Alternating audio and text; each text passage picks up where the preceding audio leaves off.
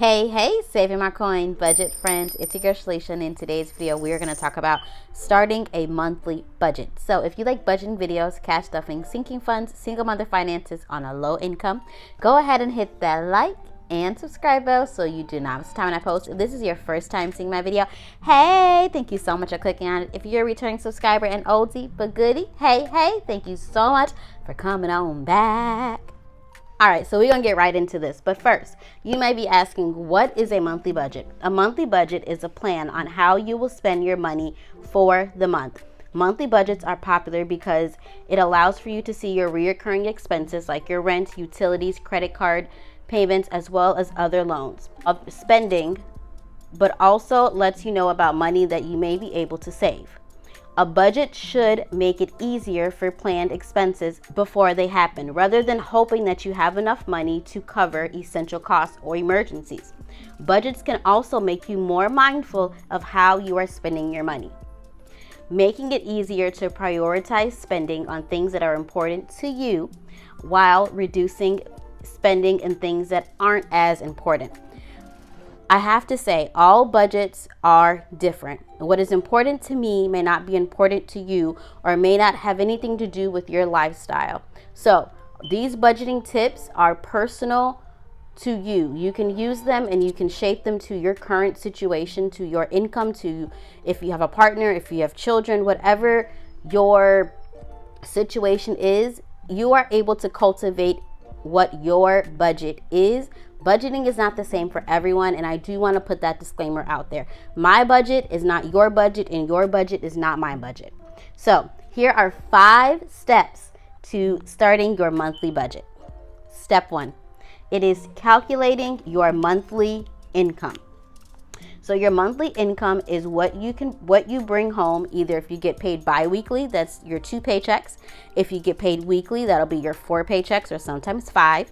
If you receive other forms of income, whether it's child support, disability, SSI, you have a roommate that's living with you and they reimburse you, all of that is included in your budget because it is a form of income. So I am just going to pick numbers out of the sky. These numbers are not pertaining to my income, but I am going to keep it on the lower income side because I am low income based. So we are going to go ahead and budget for this monthly budget that this person receives $1,600 for their first paycheck. And then for their second paycheck, $1,400.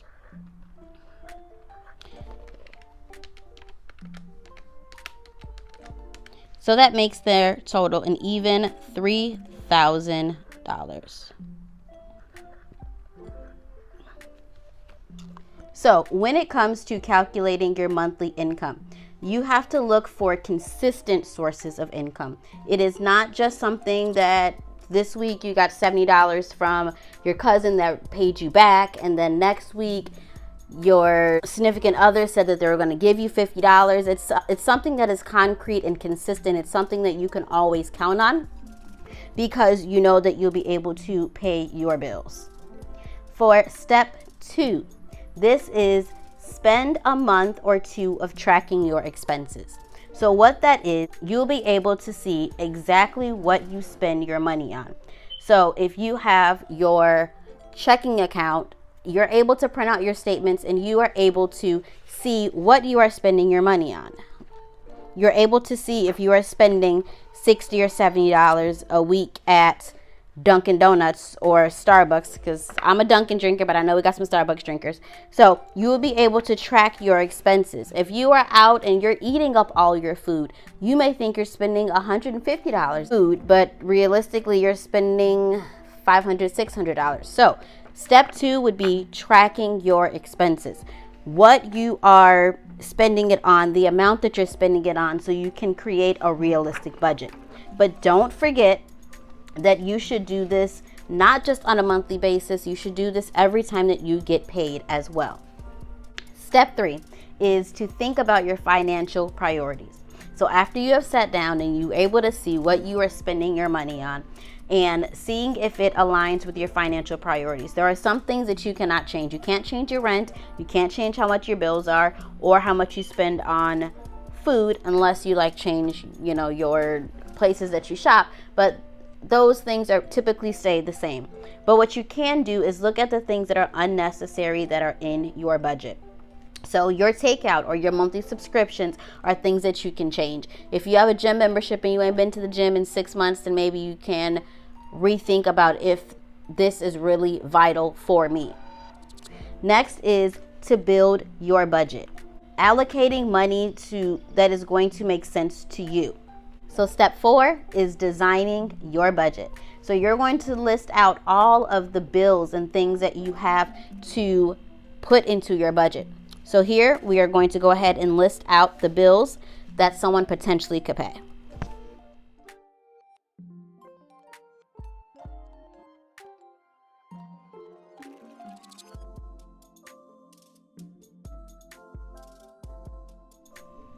All right, guys, so we have went ahead and we have written out just some of the bills that a person can have for their monthly budget. So we have rent as being $1,200. We have a car note as being $520. We have insurance for the vehicle as being $230. We have electricity as being $75. We have gas for their vehicle to be $100. If they have an alarm system or some form of like a software that they use, $35. The student loan payment of being $277. We also have, if they are a tither, then I have $300. I have daycare as being $600. I have subscriptions as being $110. I have coffee as being $770. I have gas as being $220. I have credit cards as being $311. If they have a personal loan, $133. Eating out for the month, $300. If they have entertainment, they like to go out, they like to have fun, they like to get drinks after work, their entertainment budget is $300. And then of course they want to put a little bit towards savings, which is $100. So I'm going to go ahead and calculate this, and we're going to see if they're meeting their monthly budget goal.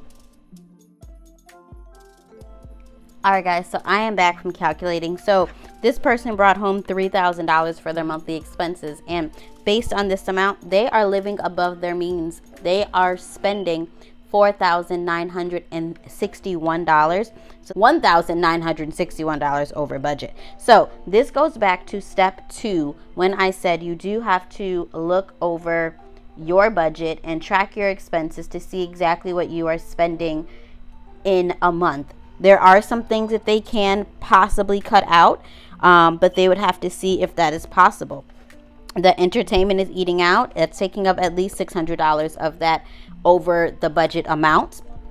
They'll have to be able to see exactly what they can cut out if they are making less than what they are spending. They would have to make sure that, again, their priorities are being met first before all of the other spending when it comes to entertainment or things that are not a priority other than like their 4 walls.